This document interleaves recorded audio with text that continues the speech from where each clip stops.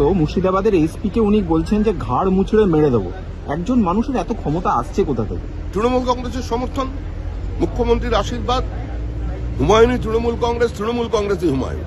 এটা তৃণমূল কংগ্রেসের plan B team Humayun Kabir. Humayun Kabir Trinamool থেকে আলাদা কিছু নয়।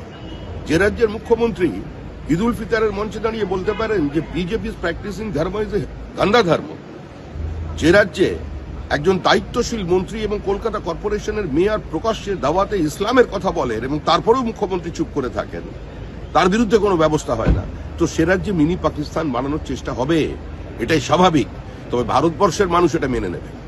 সারা দেশের মানুষ ঐক্যবদ্ধ এবং পশ্চিমবঙ্গের বৃহত্তর জনসমাজ, পশ্চিমবঙ্গ যে পশ্চিম বাংলাদেশ হতে চলেছে, মুর্শিদাবাদ জেলায় যে আবার বিচ্ছিন্নতাবাদের কথা বলছে, তার বিরুদ্ধে এই নির্বাচনী সংঘবদ্ধভাবে রুখে দিয়ে তৃণমূল কংগ্রেসকে উপড়ে ফেলে দেবে।